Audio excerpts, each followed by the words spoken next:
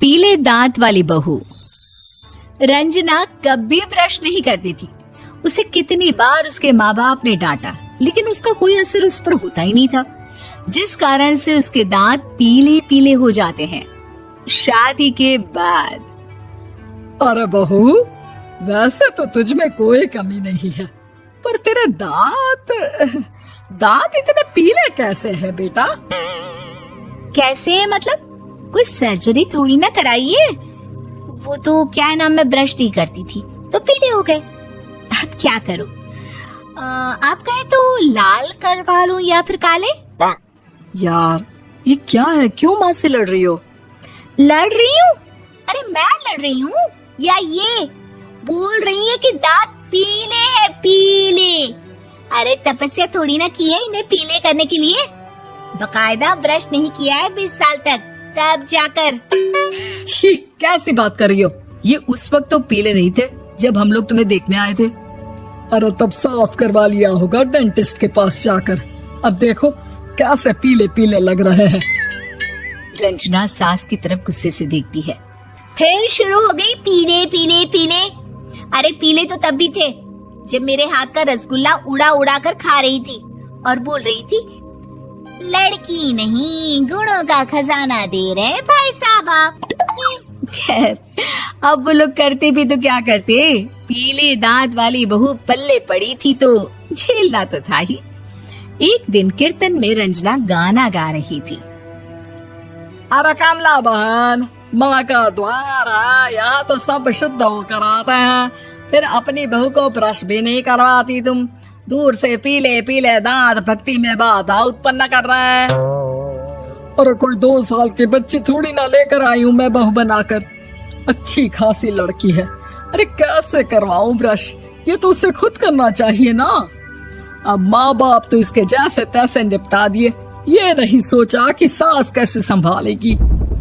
सास बहू को लेकर घर आ जाती है, लेकिन सोच लेती है कि अब इसे लेकर कहीं नहीं जाएगी। अगले रोज बहू कहती है, अरे क्या हो गया, मंदिर नहीं जाना क्या? कीर्तन का वक्त हो रहा है। मेरी मधुर वाणी से कान्हा जी जागते हैं और सोते हैं। आप तो जानती है ना उनकी भक्ति में कितना मन लगता है मेरा। वो क्या है ना, तबीयत ठीक नहीं लग रही है मेरी, आराम करूंगी मैं। तबीयत ठीक नहीं लग रही? अभी तो मिथुन के गाने पर नाच रही थी आप, और अब बोल रही है कि तबीयत ठीक नहीं लग रही। अरे भक्ति में मन लगा लो सासू माँ, ऊपर जाना है, क्या मुंह दिखाओगी आप? हाँ?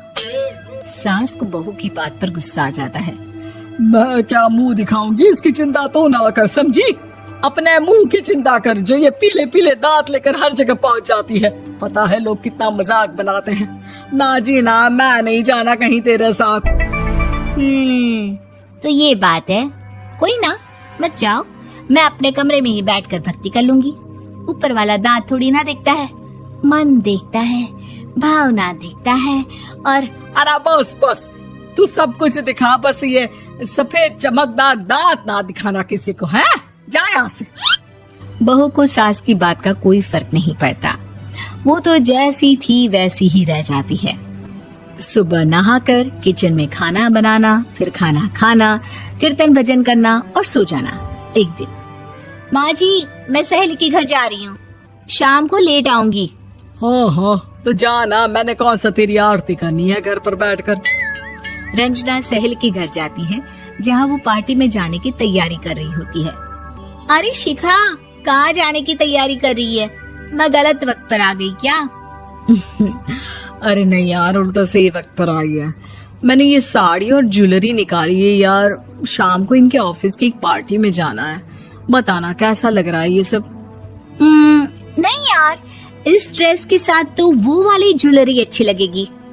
हाँ हाँ सही बोल रही है, मैंने ध्यान ही नहीं दिया। वैसे तो हमेशा से मस्त फैशन सेंस रखती है। तो बड़ा जाती होगी ना पति के साथ पार्टी में। रंजना कुछ नहीं बोलती, बस सोचती है कि यार काश ये बात सही हो जाती, पर मैं क्यों नहीं जाती पार्टी में? क्या इन लोगों की कोई पार्टी होती नहीं होगी? रंजना घर आती है और रात में पति से सवाल करती है, एक बात बताइए, आप मुझे किसी पार्टी में क्यों नहीं ले जाते? क्या आपकी यहाँ ऑफिस में पार्टी नहीं होती? पति बेचारा क्या कहता कि दांत पीले हैं तुम्हारे इसलिए। अरे कोई पार्टी होती नहीं हम लोगों के ऑफिस में, तो कहाँ से लेकर जाऊं? और मार्केट, मॉल, कहीं वीकेंड घूमना, कहीं तो। अरे यार, सारे हफ्ते में एक छुट्टी मिलती है, तो सोचता हूँ कि आराम ही कर लूं। क्यों? रंजना मन मार के रह जाती है। पहले कभी सास के साथ मंदिर जाया करती थी, लेकिन वो भी सास ने ले जाना बंद कर दिया। घर बैठी बैठी रंजना बोर हो जाती है। तभी उसे आइडिया आता है और वो मायके जाने का सोचती है। सासू माँ, 2 दिनों के लिए मम्मी के घर जा रही हूँ। अच्छा ठीक है, आराम से जा। और हाँ, माँ से कुछ अच्छी आदत सीख कर आना कि कैसे शरीर के हर भाग की तरह दांतों की सफाई भी जरूरी होती है, समझी? शुरू हो गई ना आप। वो लोग आपकी तरह नहीं है कि छोटी छोटी बात का बतंगड़ बना दे। उन लोगों के लिए मैं मायने रखती हूँ, ना कि मेरे पीले पीले दांत। रंजना माँ को बिना बताए उन लोगों को सरप्राइज देती है, लेकिन जैसे ही वो दरवाजे पर पहुंचती है, अंदर देखती है कि घर वाले कहीं जा रहे होते हैं। अब माँ, काश रंजना दीदी के दांतों वाली प्रॉब्लम नहीं होती, तो वो भी हम लोगों के साथ चलती ना बुआ जी की बेटी की शादी में। हाँ बेटा, लेकिन अब उसे कौन समझाए कि उसको उसके पीले दांत नहीं दिखते, लेकिन उसके आसपास के लोगों को कितना एम्बैरेसिंग फील कराते हैं। मुझे तो कितनी बार उसके स्कूल की टीचर ने शिकायत की कि उसके साथ कोई लड़की बैठना भी नहीं चाहती, और ना ही कॉलेज में कोई उससे बात करना चाहता था। लेकिन पता नहीं क्यों उसे ये बात समझ में ही नहीं आती। कोई कमी नहीं है उस लड़की में, बस यही कि दांत पीले हैं। वो तो भला हो जीजा जी और उनकी माँ का, जो दीदी को जैसी है वैसे ही रखा हुआ है। रंजना को अपने घर वालों की बात सुनकर बहुत दुख होता है। वो सोचती है कि वो क्या करे, लेकिन फिर वो सीधा डेंटिस्ट के पास जाती है, अपने दांत चमकाती है और कसम खाती है कि वो रोज ब्रश करेगी।